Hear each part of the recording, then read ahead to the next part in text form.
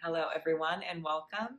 My name is Angel DeSantis. I am a religious trauma counselor and a yoga teacher, and welcome to today's video. Today's video is actually going to be in response to some questions that I was asked in the comment section of my last video by Mr. Sean, and he asked me a couple of questions, and I was going to respond to each one, but then I remembered that if one person has a question, everybody has the question, or more than one person is curious, so I'm going to address the questions today. Just for a quick overview, he's asking about how to get a true education if you have gaps in your education and the things that you know. And the second question is it possible to have a relationship with your parents after you realize kind of what was done to you? And the third one is about fear. So if that interests you and you have any sort of religious trauma in your past, then hang around for a little while. We'll get into it.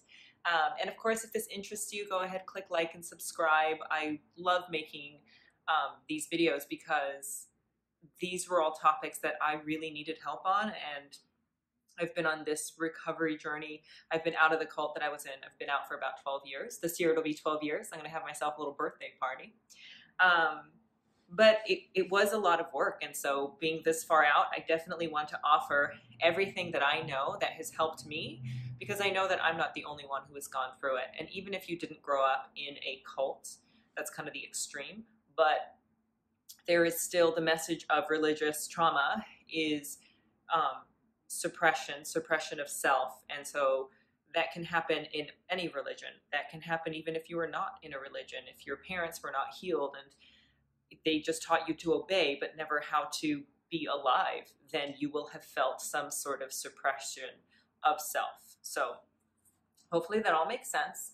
I'm going to look down because I have the computer. But hello and welcome. Okay, so I'm going to start with Sean's first question. And he says, I'm 25. I'm coming out of the magical thinking and religious shackles I've put on myself for years. And I want to pause right there. And the magical thinking and religious shackles were put on you, and that's important. You didn't choose, well, I don't know if you particularly did, but a lot of times we don't choose to be religious. As children, we are taught to be religious. We are taught the irrationality of heaven and hell, and we're taught at like 3 or 4 years old that like you're going to go to hell and there are demons attacking, and that sets you up for mental illness. So I would say definitely if that was you, release yourself from that. These are not religious shackles that you've put on yourself. Someone else put them on you, and you may have kept them because it was familiar. So that's that. Moving on. You said, so his comment or question continues.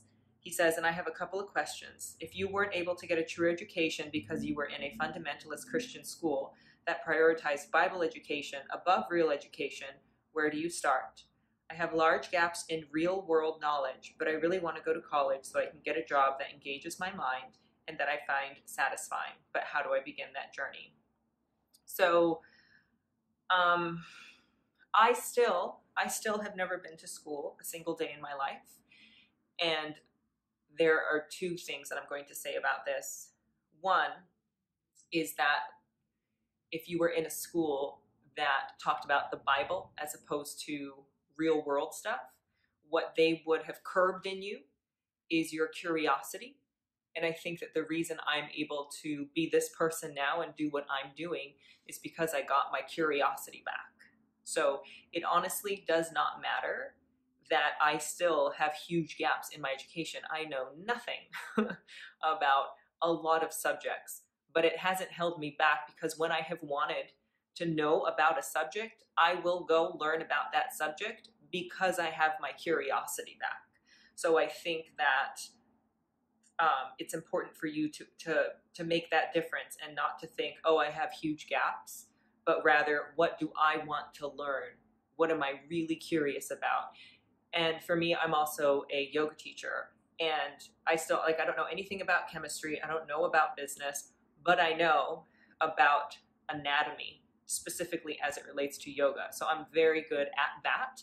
And I've been able to have a really good career because I was able to get my curiosity about that subject to just go off, and I'm very good at what I do because I have my curiosity. So again, make sure that you have your curiosity back and don't let the gaps give you pause. Secondly, you said you really want to go to college so you can get a job that engages your mind and that you find satisfying, which brings me back to the curiosity. Go for what is thrilling you and the thing that you're curious about. And then I didn't go to college. I did have a lot of friends who left the college and did go to college. And what they did is they took the GED. So then you just need to know what you need to know to help get you through the GED. There are a lot of resources to help you with that.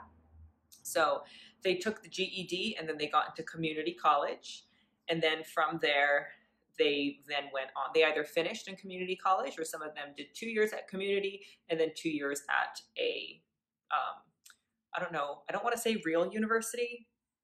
I also don't know about the college system. So they went to I guess a name brand college. I don't know. But there is a way to do it. So I would say take the GED, get into community college, and then get into a name college, if that is available to you. And the other thing that you should know is that there are also scholarships. So when I left the cult, I left with my boyfriend at the time that later turned into my husband. He wanted to go to college. It's actually why he left. So he did the GED and then community college. And then when he got into, he actually got into USC, he had a full scholarship because there are scholarships that are set up to help disadvantaged people. So he just told his story of where he came from and why he wanted to go to college, and he ended up getting scholarships. So again, if you find something a subject that you are curious about, that you want to know about, and then just like throw yourself into it and then apply for college, do the GED, apply for college, and show them how curious you are, I think that is a really beautiful combo, and I've seen it work. A lot of my friends did end up getting full 4-year degrees, and then some of them went and actually got doctorates and masters and then doctorates after that. So it is possible. So just please know that it's possible. Go get your curiosity back and then look at the GED and community college as your starting point. Okay. And then the question or the comment continues. He says, my second question is this: is it possible to have a relationship with your parents after you decide that you are leaving the faith? And how can you ultimately forgive them for ripping something out of your life that you desperately craved, which in your case was education? So I have already done a video on forgiveness, which I will link. I learned this. I learned that when I'm saying I'm going to link something, it needs to be above my left ear, because I've done this a couple of times. But I will link the video right there. It should already be linked. And that talks about forgiveness with boundaries, because I think that especially when it comes to the religious community, they tell you to forgive, and what they mean by that is forgive me, don't hold me accountable, and I'm going to probably do it again. And what they mean by forgiveness is non-accountability. And for me, the way that I have been able to forgive my parents is by throwing up boundaries, really big boundaries, so that they can no longer be detrimental to my life, and also understanding that your parents are also human beings and they don't know a lot of things. And I think when you are a child, you assume that your parents know more than you do, which is true when you're like 3 or 4. But there will come a time, especially if you are curious, and especially if they are still in this religious community that involves suppression, as you develop and your brain starts to develop, you will pass them. And that can feel like a very devastating loss, because you literally are losing a parent, but they are still alive. But you can no longer view them as a parent, as a caretaker, or someone who can help guide you through the world, because actually they've done the opposite.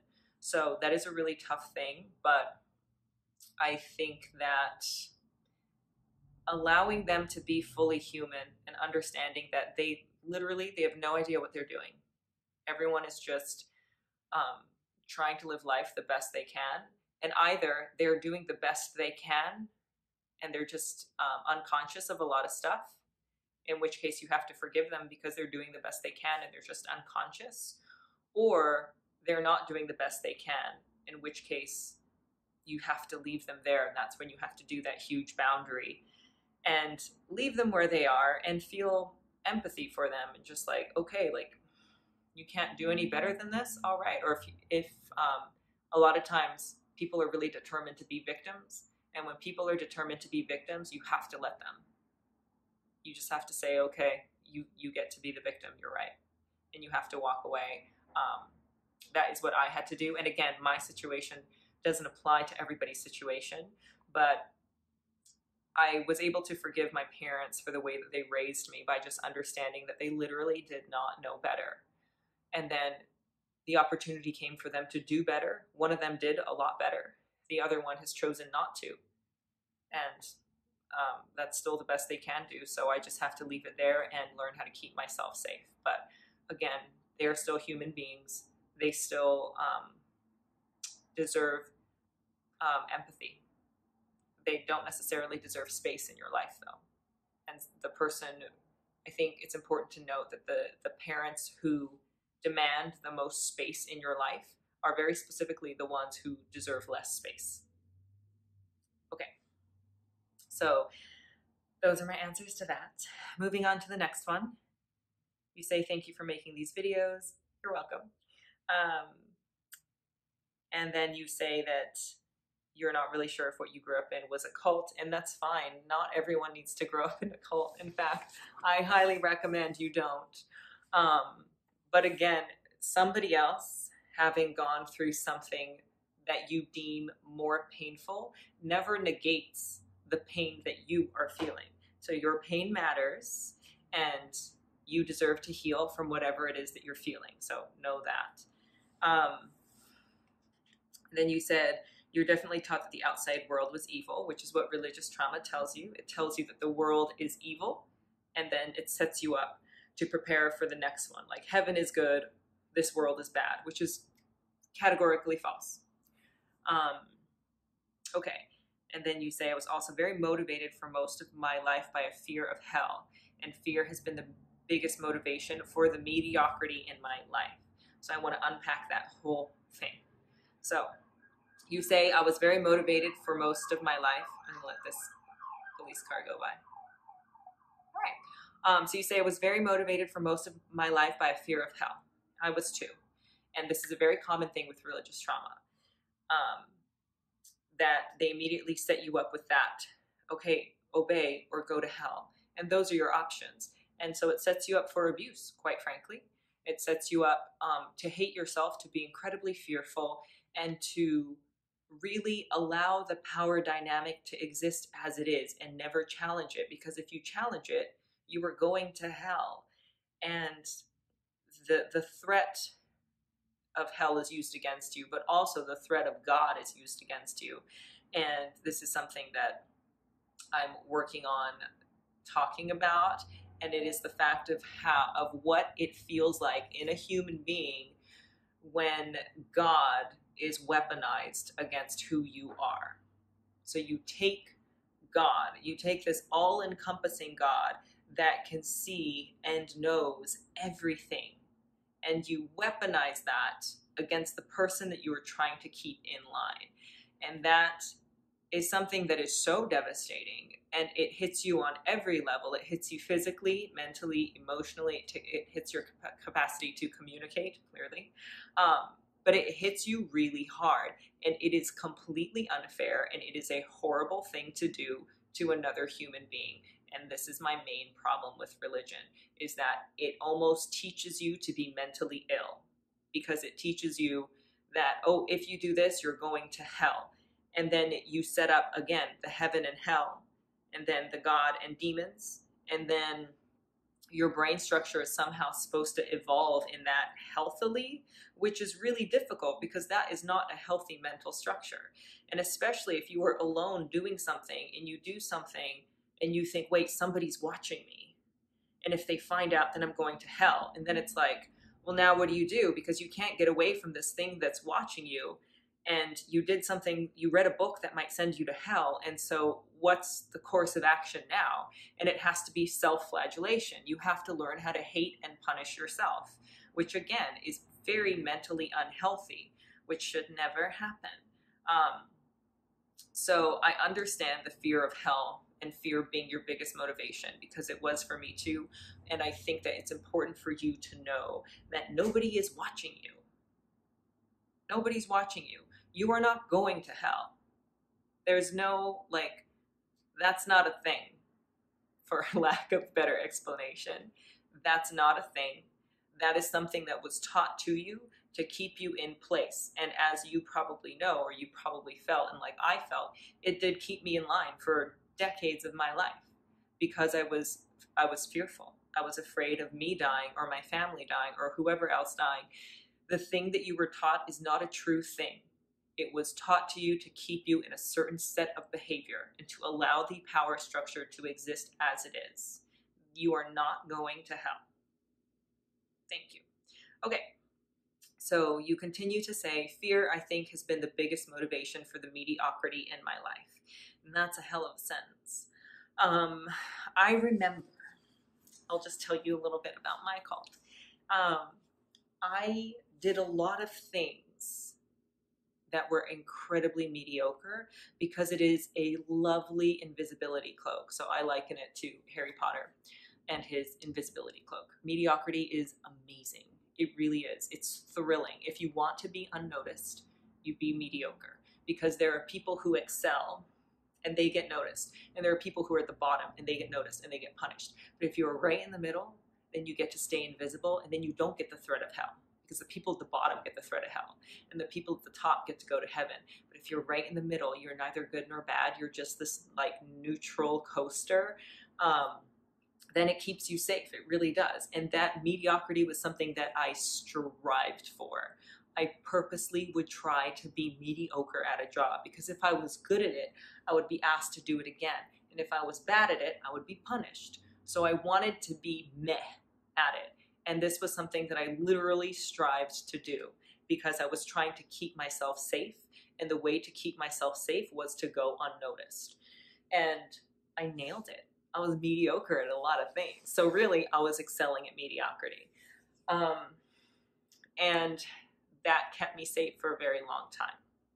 But drawing it all the way back to where you say that you want to have a job and have an education in something that fulfills you, you can't be mediocre about it. You gotta want to be up here and know that you can get up here. And then you gotta get up there and be like, I deserve to be here.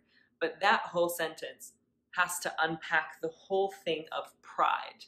And I think I've done a thing. Have I done a video about this? Yes, I have, actually. I'll link it. But then I also want to talk about it a little bit more. Where growing up in this religious structure, you were taught that you cannot be proud of yourself. You have to hate yourself. And again, the hell and the God watching you, that sets you up to hate yourself. It sets you up to attack yourself. And then if you are proud, then you also go to hell. So why would you want to be good at something? Because you can't ever feel good about being good at something. Because if you do, off to hell you go.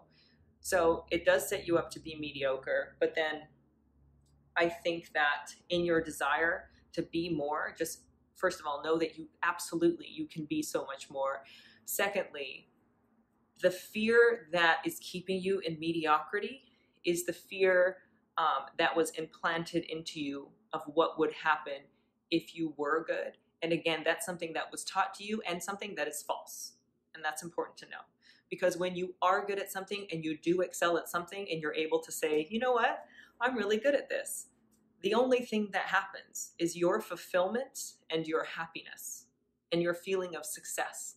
And other people recognizing, like, you know what, you're really good at this. I would like to, like, can we work together? Or I would like you on my team, or like, hey, try this or try that. The only thing that will happen when you are really, really good at something is that people will be grateful that you are really good at that thing and you were able to be proud of yourself. That's what happens when you are able to burst out of mediocrity and be up here. But I understand why you think mediocrity is fantastic. I did too. But I'm really thankful that I was able to understand that I was holding myself back through fear, and mediocrity was the way that I figured out how to stay invisible. But you have so much more life that you have to offer and that you have to live. And it's important for you to know what your triggers are, which you already laid out. You said it was fear, which is amazing that you can even notice that. Noticing is the first step. So really good job that you noticed. And I would say now the work that you have to do is to really think about what is actually true. Not what you were taught is true, but what is true about how the world works. And it sounds like you went to a really oppressive and suppressive school, which I did too, except that it wasn't school, it was just a cult. But your view of the world will be slightly skewed because, and this is the hard thing, is that they will have taught you a different version of the world than what is actually true. But the version of the world that they taught you is true because everyone in that world is going along with the power structure. And you got to take yourself from this world.